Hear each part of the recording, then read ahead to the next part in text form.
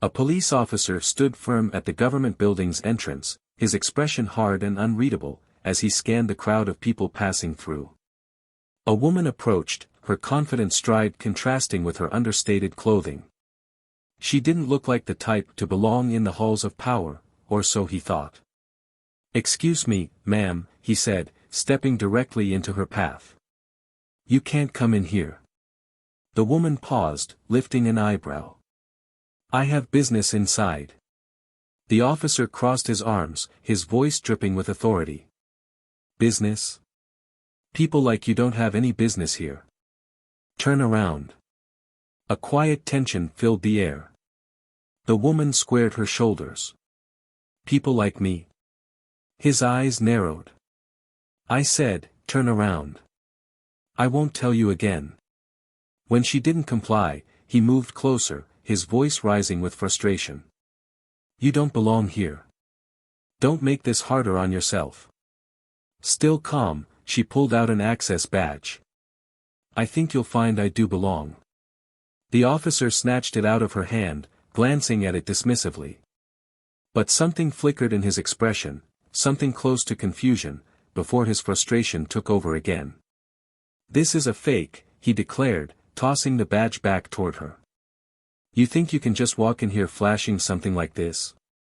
Who do you think you are?" The woman's face hardened, her voice steady. "Do you know who I am?" He barked out a laugh. "I don't care who you think you are. Now, leave before I call backup." The woman didn't move. A small crowd began to form, whispers filling the air as the confrontation escalated.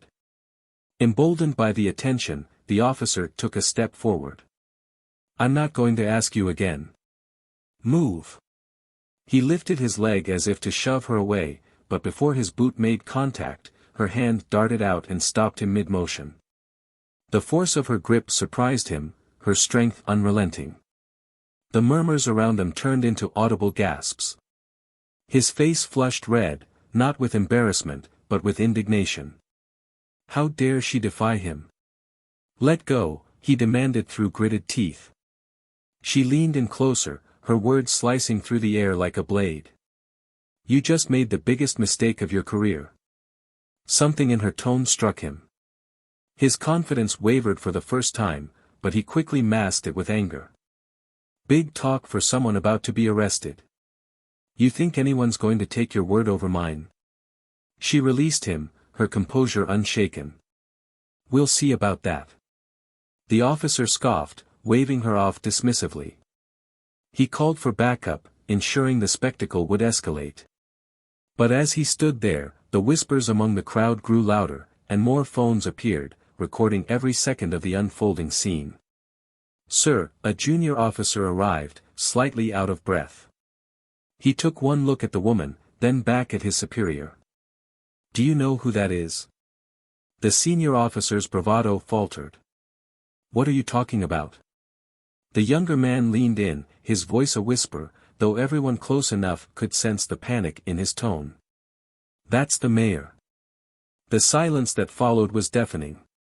The officer's face drained of color.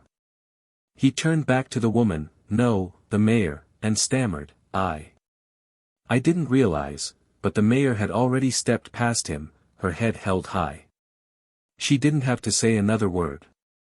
The damage was done, and everyone in the crowd knew it. In the days that followed, the officer's actions came to light in the most public of ways. What happened next shocked not only the city but the entire nation. What would become of the officer who thought he could humiliate the mayor without consequence? How would she turn this moment of blatant disrespect into something far greater than anyone could have imagined? Stay tuned to discover the truth behind this extraordinary story of humiliation, resilience, and justice. What happened next will leave you speechless. At Plough of Twist, we stand firmly against all forms of racism and discrimination. We believe in justice, equality, and the power of storytelling to inspire change. To our Black viewers and allies, we see you, we support you, and we honor your resilience. This story highlights the challenges many face and the justice they deserve. Stay strong, stay proud, and thank you for being part of this journey with us. If you enjoy impactful stories, don't forget to subscribe to our channel and join our growing community. Now, let's dive into today's powerful story. Enjoy! In the bustling city of Fairhaven, known for its cobblestone streets lined with historic buildings and a thriving mix of cultures, tension simmered beneath its polished exterior. This was a city trying to reconcile its past with its present. Progress was visible in some areas, with new community centers and outreach programs, but old prejudices still lingered in corners where change was met with resistance. It was in this city, with its contradictions and complexities, that the lives of two individuals collided in a way neither could have anticipated. Amara Johnson was the kind of woman who turned heads, not just because of her striking presence but because of the aura of purpose she carried. Born and raised in Fairhaven's less privileged neighborhoods, Amara had risen through sheer determination, intelligence, and an unyielding sense of justice. She had an air of quiet authority that came from years of listening more than speaking and observing more than acting. Her early life wasn't easy. Raised by her grandmother after losing her parents in a tragic car accident, Amara grew up understanding the challenges of systemic inequality. Watching her grandmother navigate the world with dignity despite the barriers she faced inspired Amara to dream of a Fairhaven where everyone had a seat at the table. Her climb to the mayor's office had been a testament to her resilience. Amara didn't just run campaigns, she ran movements. She knocked on doors, attended church potlucks, and spent late nights at community meetings listening to people's stories. Her election as the city's first black female mayor was a historic moment. For some, it was a symbol of progress, a beacon of hope. For others, it was a threat to their perception of how the world should be. Amara understood that not everyone celebrated her victory, but she also knew her work was not about being liked. It was about making Fairhaven better. On the other side of the spectrum was Officer Todd Whitman, a 15-year veteran of the Fairhaven Police Department. Todd was a man of routines and rigid beliefs, molded by a father who was also a police officer. His father had instilled in him a deep respect for authority, but also a narrow view of the world. To Todd, the law was black and white, and he saw himself as its enforcer. He believed in order, often to the exclusion of empathy. Todd wasn't openly hostile, but his actions revealed a bias he wouldn't admit to himself. He saw the changes in Fairhaven as unnecessary disruptions and viewed leaders like Amara as outsiders who didn't understand real problems. Todd's personal life mirrored his professional one, structured, predictable, and unyielding. He lived alone in a modest house in the suburbs, his life revolving around his job. In the station, he was respected but not particularly liked. Younger officers found him intimidating, and even his peers preferred to keep interactions with him strictly professional. He wasn't overtly cruel, but his sharp tone and lack of flexibility often alienated those around him. The day their paths crossed started like any other for Todd. His morning began with a strong coffee and a glance at the news, where headlines about the mayor's community outreach programs made him scoff. To him, these initiatives were nothing more than feel-good distractions from real issues. His shift began at the government building, where he was tasked with managing the flow of visitors and ensuring security. He stood tall in his uniform, his posture rigid and his eyes scanning the crowd. For Amara, the day was packed with meetings, one of which was at the government building. Her approach to leadership was hands-on, she preferred to see issues for herself rather than rely solely on reports. That morning, she dressed simply, choosing a blazer and slacks that wouldn't draw attention. She didn't need flashy outfits to command respect, her presence was enough. Amara wanted to speak with local officials about a new housing project, a topic close to her heart given her upbringing. When she arrived at the government building, the sun was just beginning to peek through the clouds, casting a warm light over the city. She walked briskly, her mind focused on the agenda ahead. The badge identifying her as the mayor was tucked into her bag, a habit born from her belief that leadership wasn't about flaunting power. As she approached the entrance, she noticed Todd standing there, his expression as unyielding as the stone columns behind him. Their encounter began with an air of normalcy, Amara reaching for her badge and Todd stepping forward to block her path. But it quickly turned into something else. Todd's tone was sharp, dismissive. His words dripped with assumptions about who she was and what she was doing there. Amara's attempts to explain were met with escalating hostility, his words growing louder and more confrontational. "Do you even know where you are?" Todd's voice carried over the murmurs of passers-by. "This isn't a place for loitering." Amara's calm response only seemed to enrage him further. "I have a meeting inside." "Not without proper identification, you don't," Todd snapped. When she showed her badge, Todd barely glanced at it before tossing it back toward her. His contempt was palpable. "Nice try. That's not going to fool me." By now, a small crowd had gathered, their curiosity piqued by the unfolding scene. Phones appeared, their cameras capturing every moment. Amara could feel the weight of their gazes, but her focus remained on Todd. "You're making a mistake," she said firmly, her voice steady despite the injustice of the situation. Todd stepped closer, his hand hovering near his radio as if ready to call for backup. "The only mistake here is you thinking you belong here."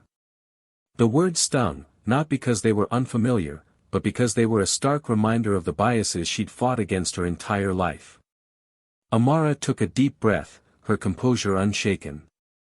She wasn't about to let one man's prejudice define her day, or her mission. But Todd wasn't done. His attempt to physically remove her escalated the situation to a boiling point, the crowd's murmurs turning into audible gasps. Amara's quick reflexes stopped him in his tracks, her grip on his boot surprising him and everyone watching. It was a moment of defiance, a silent declaration that she wouldn't be silenced or intimidated. As the tension hung thick in the air, the younger officer arrived, his hurried steps and wide eyes signaling the gravity of the situation. When he whispered the truth to Todd, that the woman he had just tried to humiliate was the mayor, everything changed. The crowd's murmurs turned to shock, and Todd's confident facade crumbled. This was just the beginning of a series of events that would ripple through Fairhaven, shaking its foundations and forcing its people to confront uncomfortable truths. The stage was set for a reckoning, one that would challenge not just Todd and Amara, but the entire city.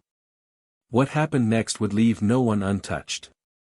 The atmosphere in the government building shifted almost immediately after the confrontation. The crowd dispersed slowly, some reluctant to leave as they whispered amongst themselves, their phones still in hand. The buzz of what they had just witnessed spread like wildfire, and within minutes, the story of the police officer and the mayor was already making its way through social media channels.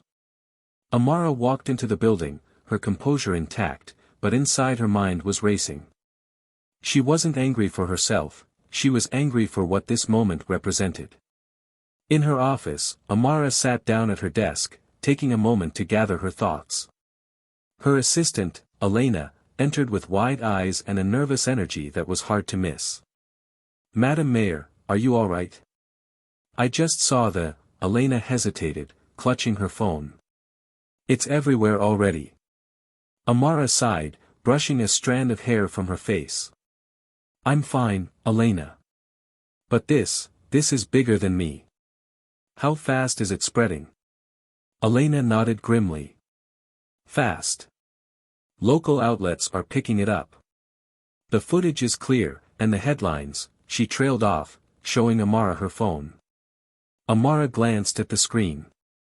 The videos showed every detail of the altercation, the captions emphasizing the officer's words and actions. She could feel the anger rising in her chest again, but she pushed it down. "Let's control the narrative," she said firmly. "Draft a statement.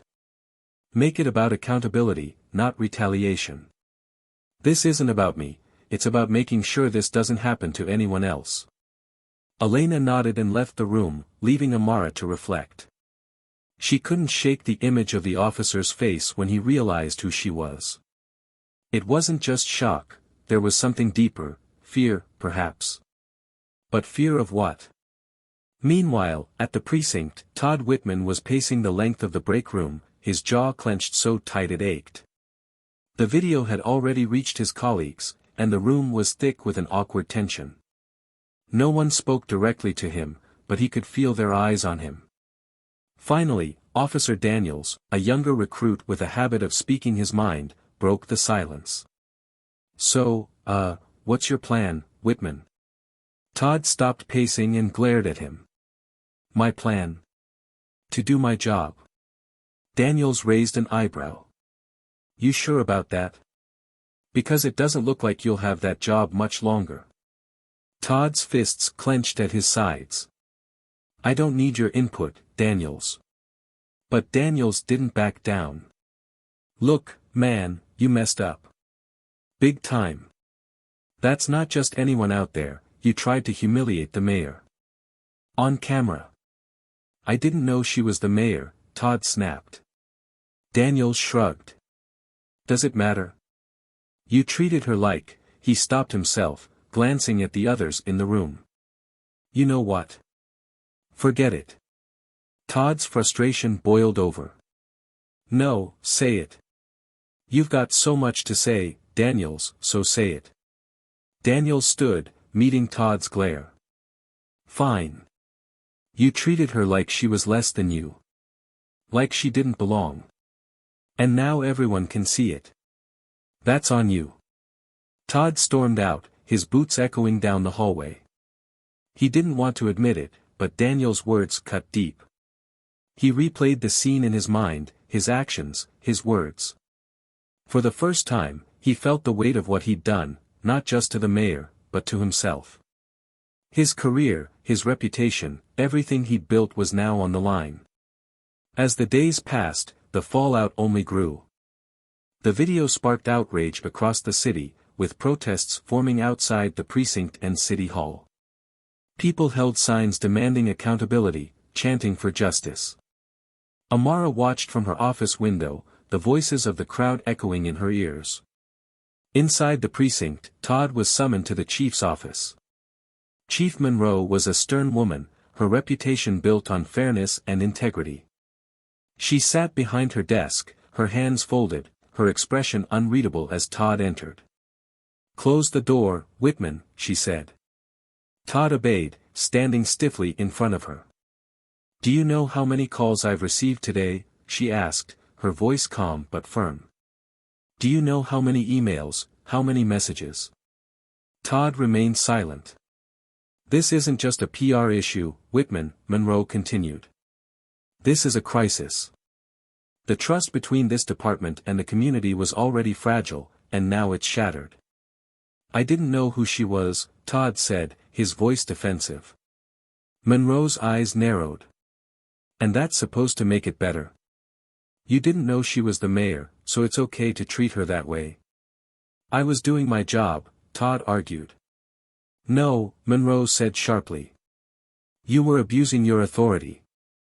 And now, this entire department is paying the price." Todd felt a knot in his stomach. "What happens now?" Monroe leaned back in her chair. "There's going to be an investigation. Effective immediately, you're on administrative leave. And depending on how this plays out, you might not be coming back." Todd's chest tightened, but he didn't argue. He left the office without another word, his thoughts a whirlwind of anger, fear, and regret. Outside the precinct, the protests grew louder. Amara decided it was time to address the crowd. She stepped onto the steps of City Hall, the weight of their expectations heavy on her shoulders. The cameras turned to her, the chants quieting as she raised her hand. "I hear you," she began, her voice steady. "I see you. What happened to me is not unique, it's something that too many people in this city, in this country, face every day. But let me be clear, this is not about revenge. This is about change." The crowd erupted into applause, their cheers carrying her words through the city. But as Amara spoke, her mind was already working on the next steps.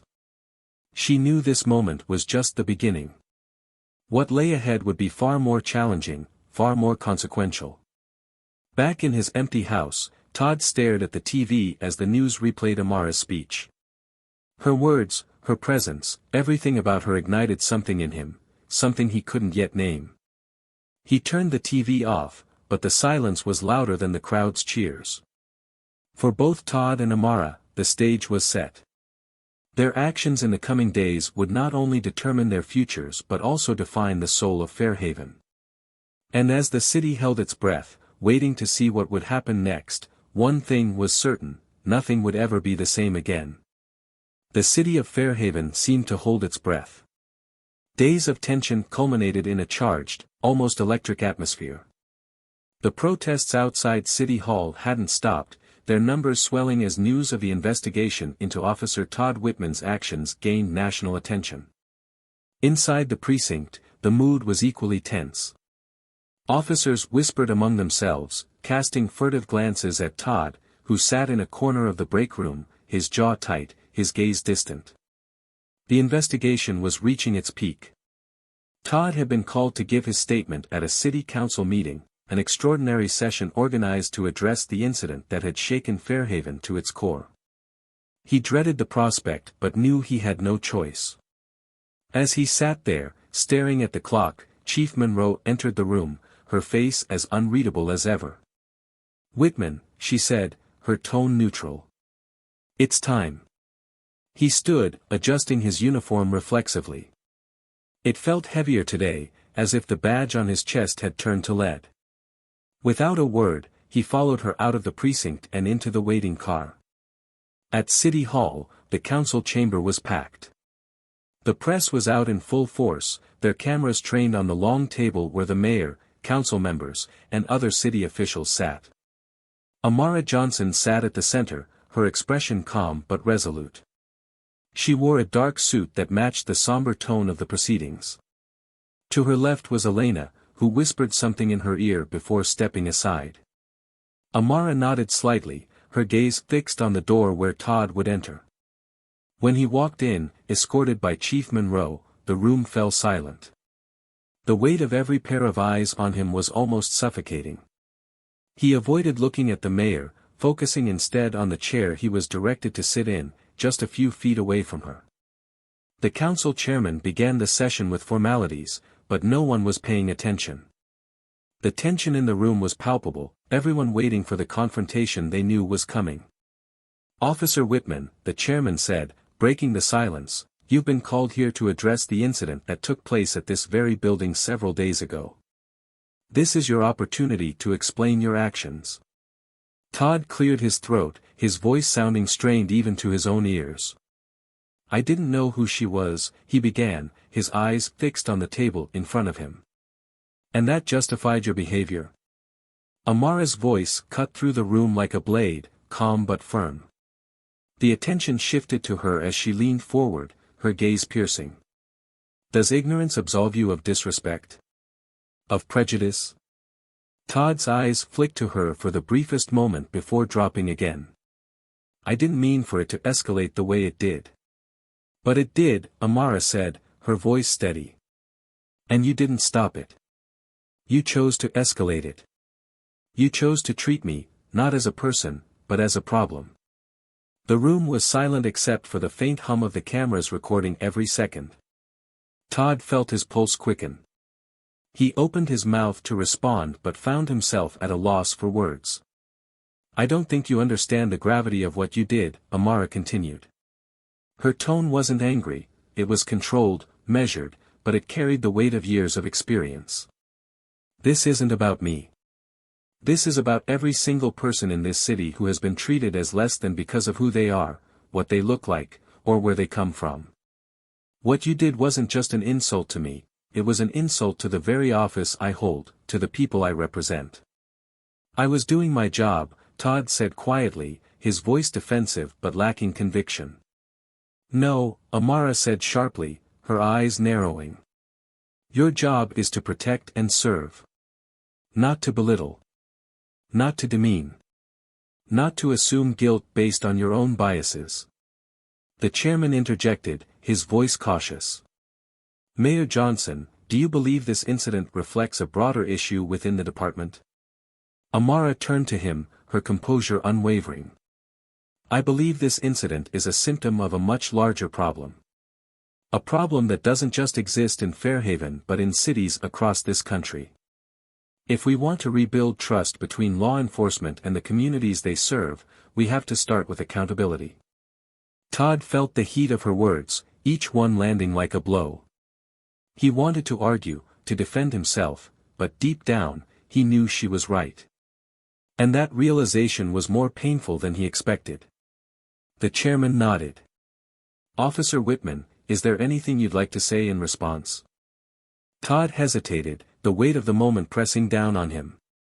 He glanced at Amara, who was watching him intently, her expression unreadable. For the first time, he saw not just a political figure, but a person he had wronged. I didn't see it that way at the time," he said finally, his voice low. "But I see it now. And I'm sorry." The room was silent again, the air thick with tension. Amara studied him for a long moment before speaking. "Words are easy, Officer Whitman. Actions are what matter." Todd nodded, unable to meet her gaze. The chairman adjourned the session, but the tension lingered as people began to file out of the chamber.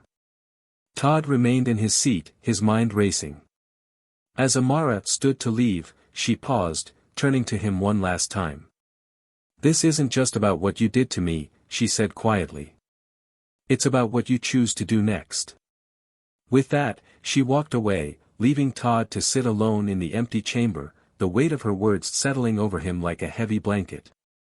Outside, the protests continued, but there was a sense of anticipation in the air.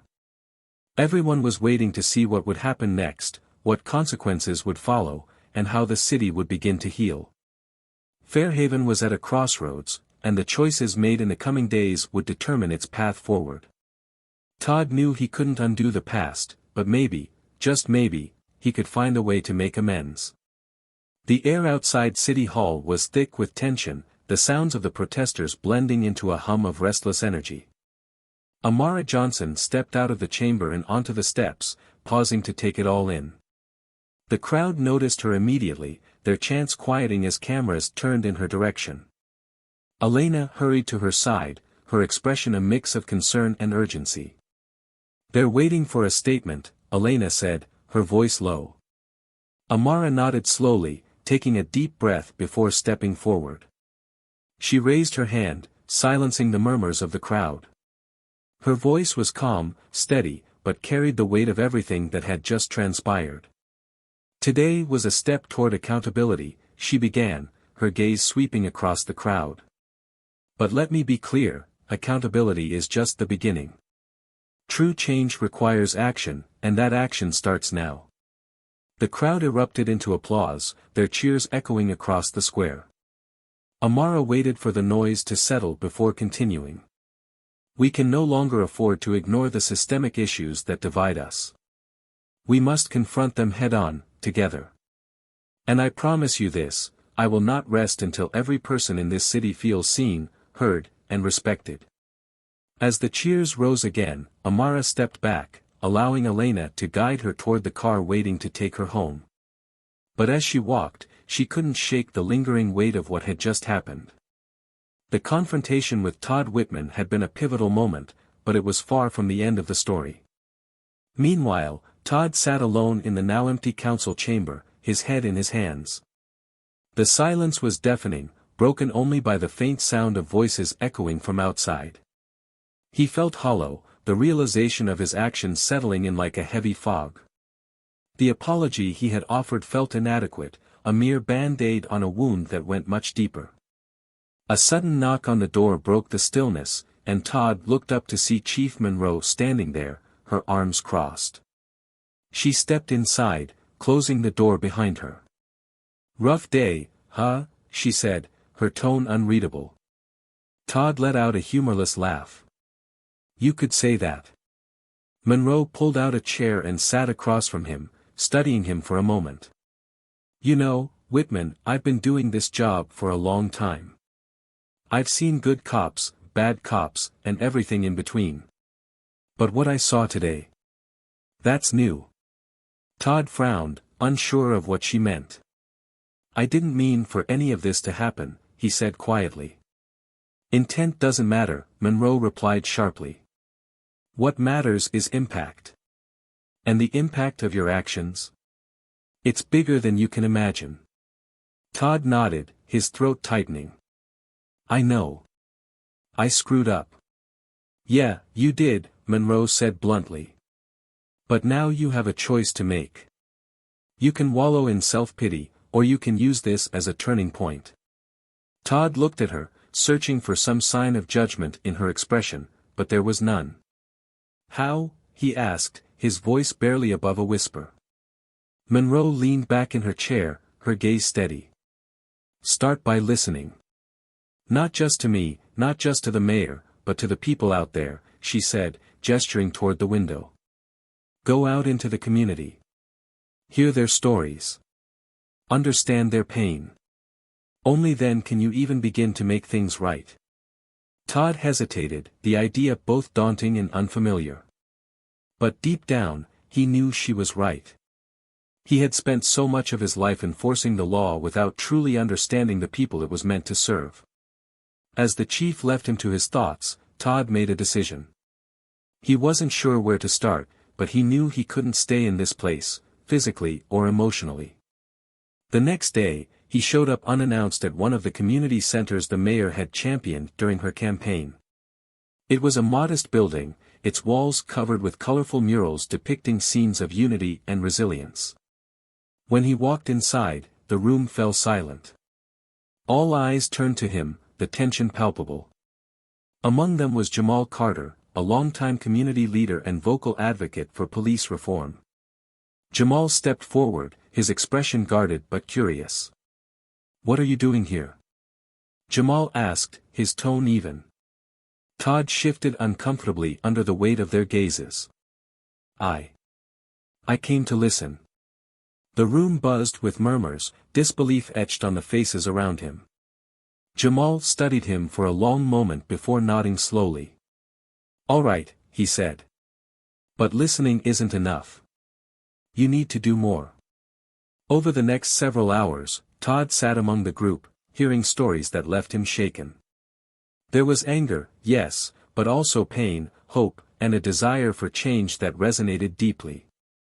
For the first time, Todd began to see the world through their eyes. Later that evening, as Todd left the center, he saw Amara standing by her car, watching him. He froze, unsure of what to say. But she approached him, her expression unreadable. I didn't expect to see you here, she said finally. Todd nodded, his voice steady but soft. I needed to understand. Amara studied him for a moment before speaking. Understanding is a start. But it's not enough. I know, Todd said. But I'm willing to learn. For the first time, a flicker of something softened in Amara's gaze. She nodded slowly. Then keep going. And don't stop. As she walked away, Todd stood there, the weight of the day settling over him. He wasn't sure what the future held, but for the first time, he felt a glimmer of hope. Change wouldn't come easily, but maybe, just maybe, it was possible.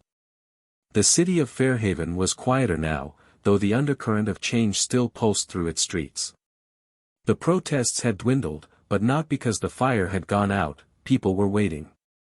Waiting to see if the promises of accountability and reform would translate into real action.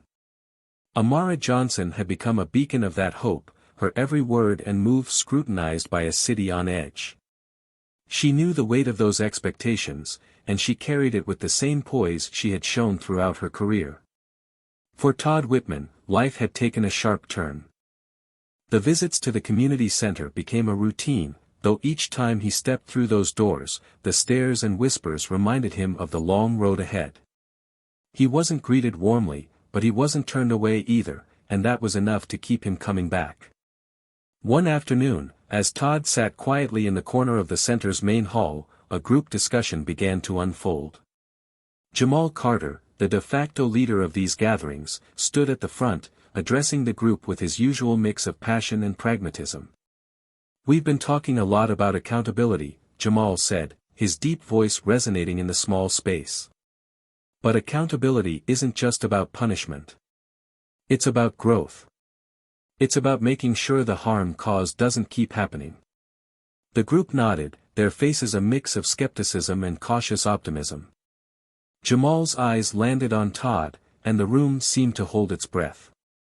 "Officer Whitman," Jamal said, his tone neutral but firm. "You've been here for a while now. You've listened to our stories. But what have you learned?" Todd looked up, the weight of the question pressing on him. He hesitated before standing, his movements deliberate as he stepped forward. The room was silent, every eye on him. "I've learned how much I didn't know," Todd began, his voice steady but quiet.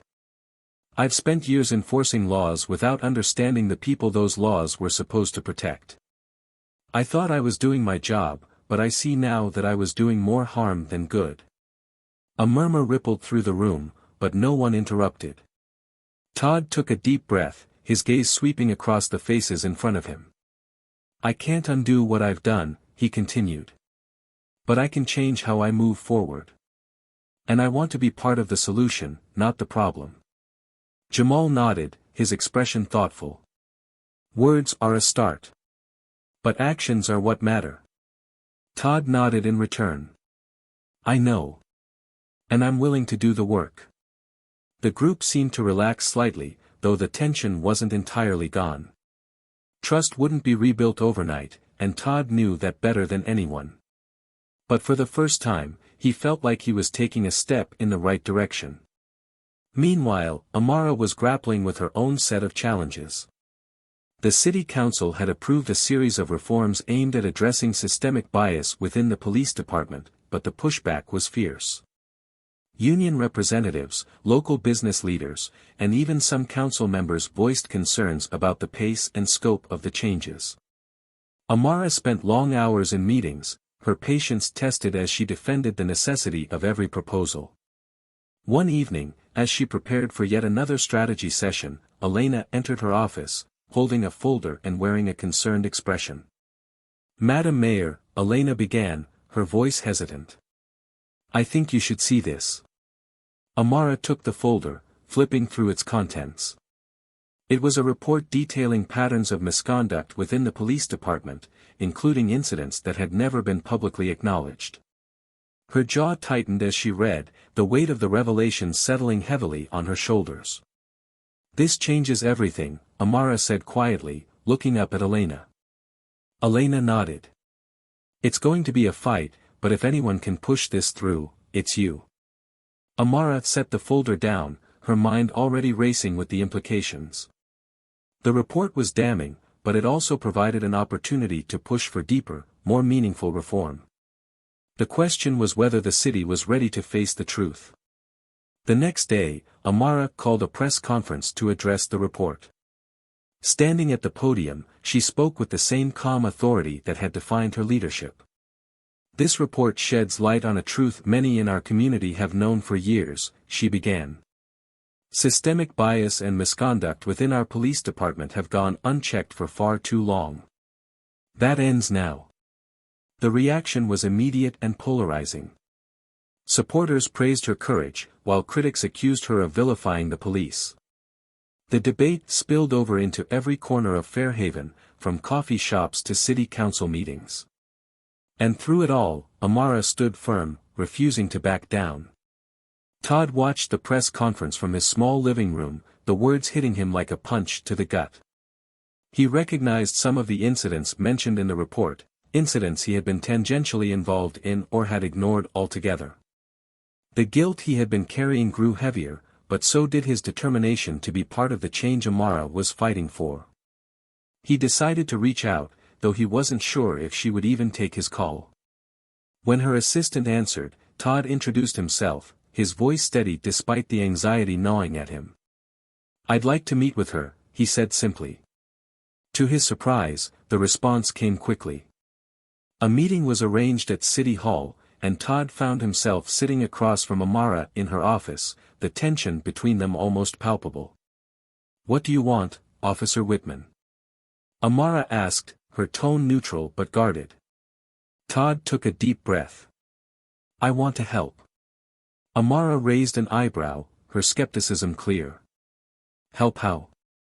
I've seen the impact of my actions, and I know I can't change the past, Todd said, his voice steady.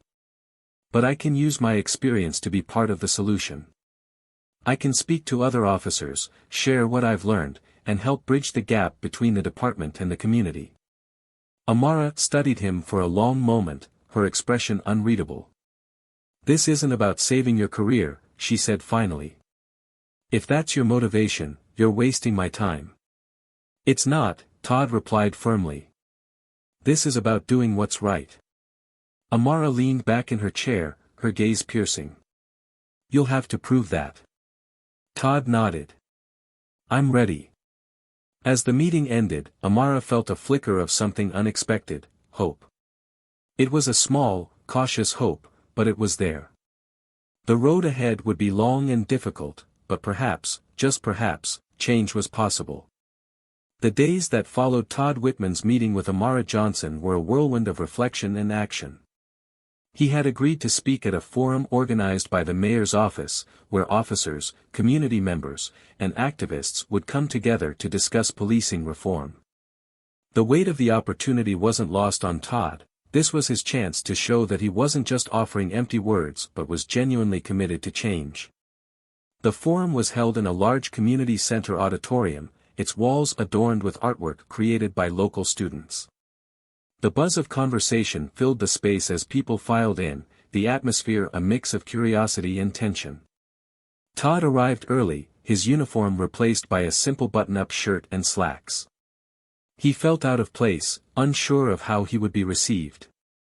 Jamal Carter approached him as he stood near the stage, scanning the crowd. Nervous? Jamal asked, a faint smirk on his face. Todd nodded, not bothering to deny it. Yeah. I don't know how this is going to go. Jamal crossed his arms, studying him. People are angry, and they have every right to be. But if you're honest, if you own your mistakes, they'll listen. Todd nodded again, taking a deep breath. I hope so. Amara arrived shortly after, her presence commanding the room's attention. She moved through the crowd with ease, exchanging words and handshakes with attendees. When she reached Todd, she gave him a small nod. You ready? She asked, her tone neutral. As ready as I'll ever be, he replied. The forum began with opening remarks from Amara, her voice clear and steady as she set the tone for the evening. We're here tonight not just to talk but to listen, she said, her gaze sweeping across the room. To listen to each other's stories, to confront uncomfortable truths, and to find a way forward together. As the discussion unfolded, community members shared their experiences, their voices carrying pain, frustration, and hope. A young woman spoke about losing her brother in a police encounter that had been deemed justified despite the lingering questions surrounding it. An older man recounted his decades of feeling invisible in a city he had lived in all his life. The stories were raw and unfiltered, filling the room with an emotional weight that was impossible to ignore. When it was Todd's turn to speak, he walked to the microphone, the sound of his footsteps echoing in the otherwise silent room. He stood there for a moment, his hands gripping the edges of the podium as he looked out at the sea of faces before him. I've worn a badge for 15 years, he began, his voice steady but subdued. In that time, I told myself that I was doing good, that I was keeping people safe. But the truth is, I didn't see the whole picture. I didn't see the people I was supposed to be protecting. The room remained silent, the weight of his words hanging in the air. I made assumptions, he continued. About people, about communities, about what safety even means. And those assumptions led me to treat people in ways they didn't deserve. I told myself it was just part of the job, but that was a lie. It was my bias, my prejudice, and my failure to understand. He paused, his throat tightening. I can't undo what I've done. I can't take back the harm I caused. But I can own it, and I can do better. I'm here tonight because I want to learn. I want to listen. And I want to be part of the change this city needs. The room remained quiet for a beat before a single voice spoke up. What are you going to do about it?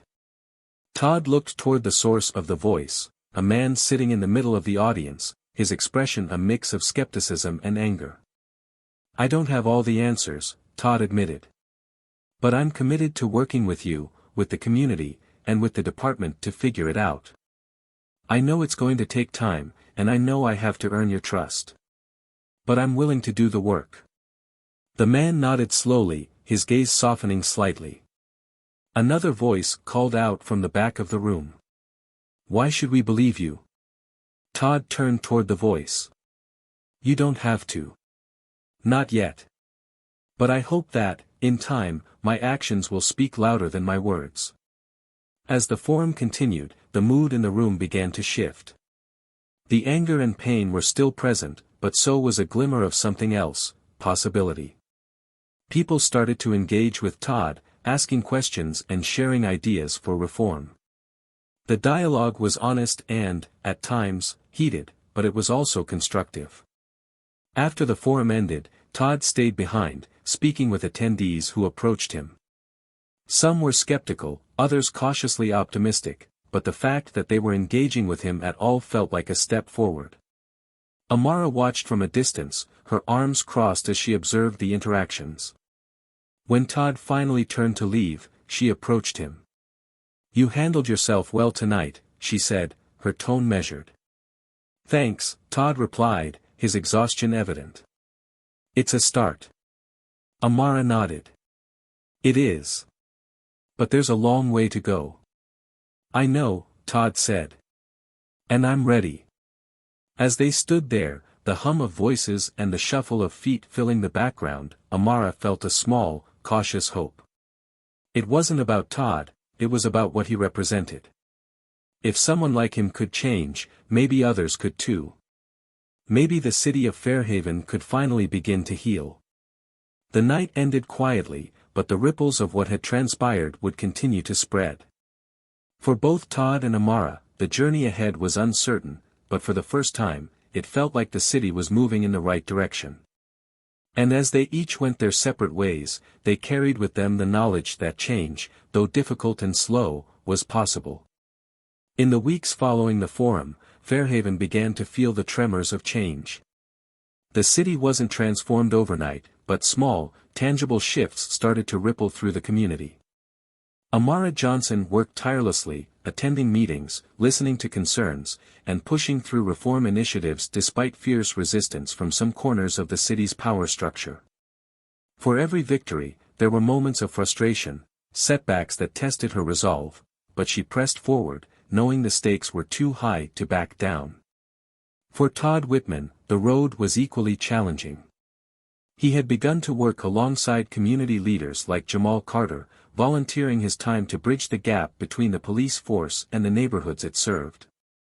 His visits to the community center were no longer met with the same hostility, though trust was far from earned.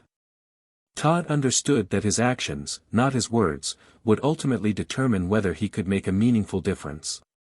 One chilly evening, Todd found himself at a town hall meeting in a part of the city he had rarely ventured into during his years on the force. The room was small but packed, the air thick with the tension of unspoken grievances.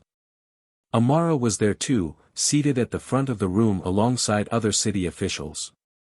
She noticed Todd as he entered, offering him a brief nod of acknowledgement before turning her attention back to the speaker at the podium. A woman stood, her voice trembling with emotion as she recounted her experience. My son was walking home from school when he was stopped by officers, she said, clutching the microphone tightly. He's 14. He didn't do anything wrong, but they treated him like a criminal. He came home crying, and now he's scared to even walk outside. Is that what safety looks like? The room murmured in agreement, the frustration palpable. Todd listened intently, the woman's words hitting him like a blow. He could see the pain etched on her face, and for a moment, he was transported back to the countless stops he had made during his career, stops he had once justified as routine but now saw in a different light. Another man stood, his voice rising with anger. We've been telling you this for years, he said, pointing toward the officials. But nothing changes. How do we know this time is different? Amara leaned forward, her expression resolute. Because we're not just talking about change, we're implementing it. Policies are being rewritten, accountability measures are being put in place, and officers are being trained to understand the communities they serve. But we can't do it alone. We need your voices, your input, to make sure we get it right. The man crossed his arms, still skeptical. Words are cheap, Mayor. We need to see results.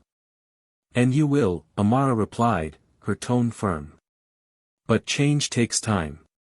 What I can promise you is that this administration will not stop until we see progress. As the meeting continued, Todd found himself wrestling with a growing sense of responsibility. He hadn't fully understood the depth of the community's distrust until now, and it left him feeling both humbled and determined. When the floor was open for comments, Todd hesitated before standing. All eyes turned to him, the room falling silent as recognition spread. I know I'm probably the last person you want to hear from, Todd began, his voice steady but tinged with emotion. And I don't blame you. I've been part of the problem. For years, I operated under the belief that I was doing my job, but I see now that I was blind to the harm I was causing. A woman in the back scoffed loudly, but Todd didn't flinch. He continued, his gaze sweeping across the room.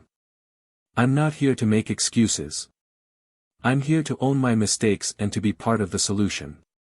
I know that's not something I can prove with words, but I'm committed to showing you through my actions. I'm here to listen, to learn, and to support the changes this city desperately needs. The room remained quiet for a moment, the tension hanging heavy. Then, Jamal Carter, seated near the front, spoke up. We've seen people like you before, Whitman, Jamal said, his tone measured. People who say the right things but disappear when the spotlight fades.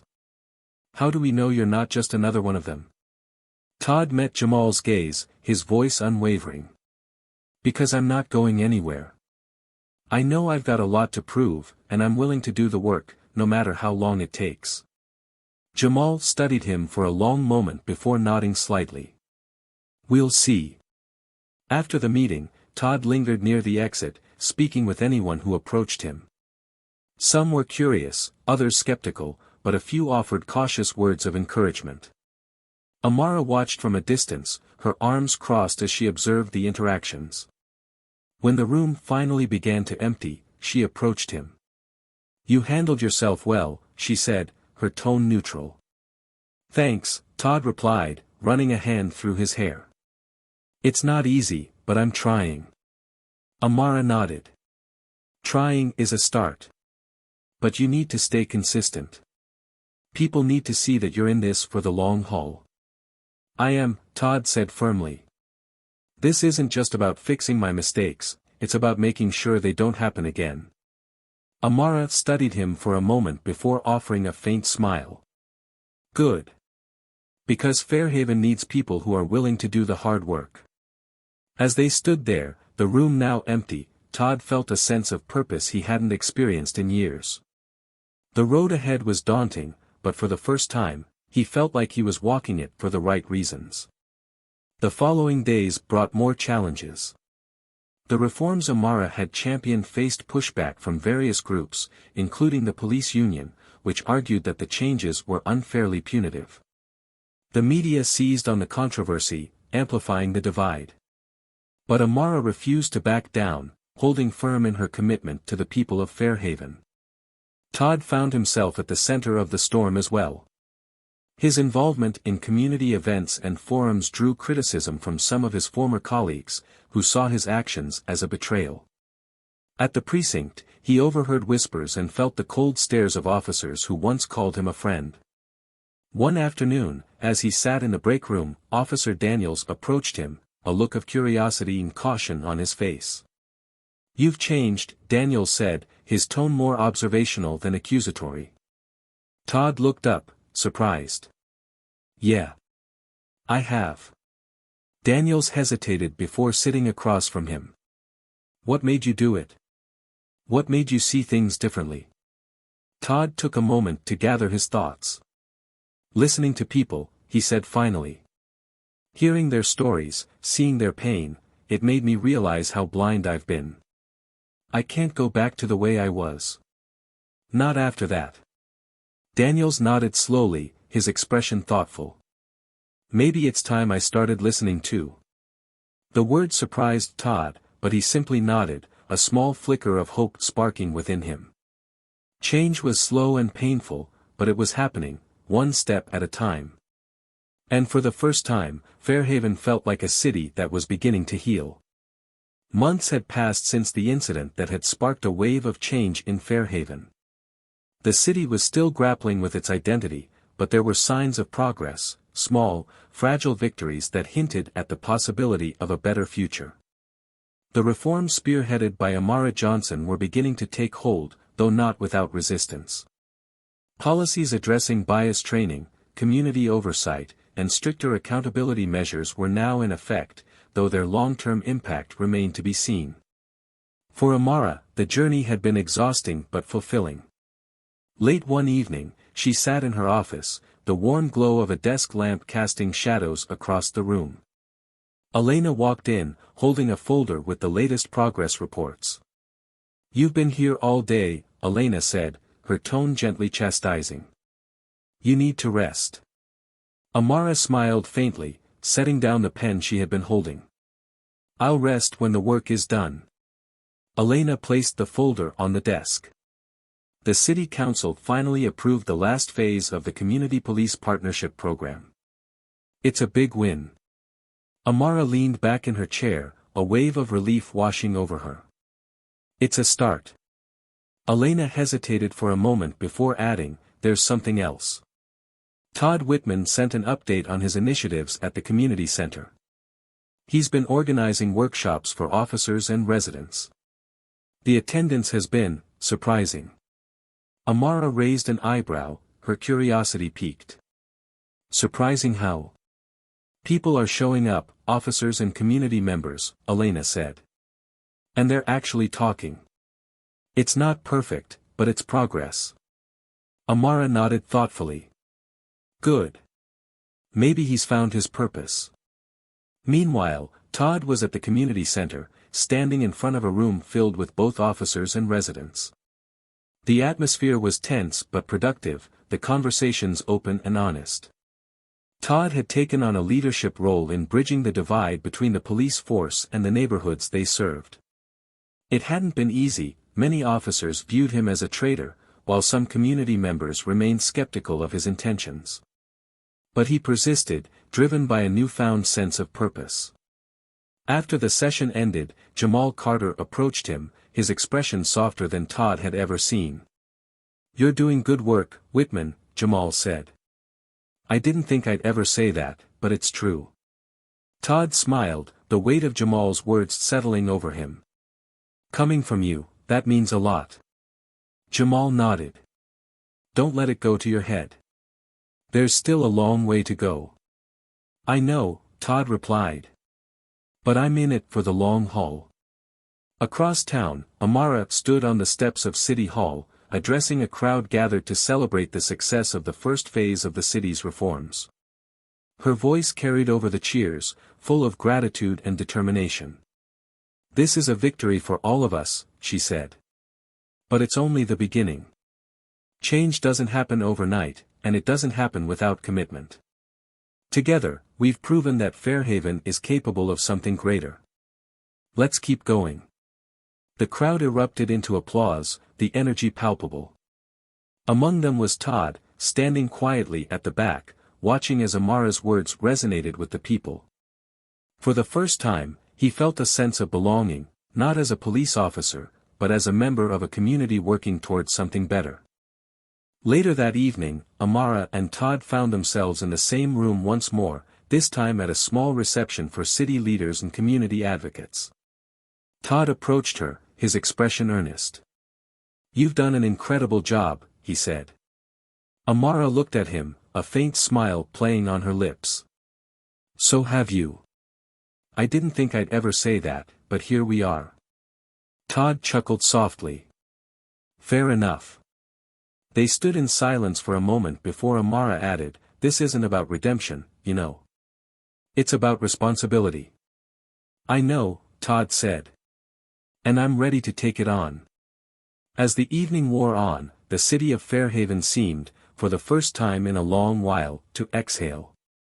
The scars of the past were still there, but so was the promise of healing. Amara returned home that night, finally allowing herself a moment of peace. She sat by her window, gazing out at the city she had fought so hard for, a sense of quiet pride settling over her. Todd, too, found himself reflecting as he walked through the neighborhood he once patrolled. It felt different now, less like a place to enforce rules and more like a community he was finally beginning to understand. He knew there was still so much work to be done, but for the first time, he felt ready to face it. The story of Fairhaven is one of resilience, accountability, and the power of change. It reminds us that progress is rarely easy, but it is always possible when people come together with open hearts and minds. Amara Johnson showed us the strength of leadership rooted in empathy and conviction. Todd Whitman's journey proves that even those who've made mistakes can choose a different path, one that builds rather than destroys. What about you? What lessons did you take from this story? Have you ever been in a situation where you had to confront your own assumptions or stand up for what you believed in? Share your thoughts in the comments, we'd love to hear your perspective. If you enjoyed this story, don't forget to subscribe to Tales of Twist for more narratives that inspire, challenge, and move you. Hit the like button, share with your friends, and join us as we continue to explore stories that matter. Thank you for watching, and we'll see you in the next tale.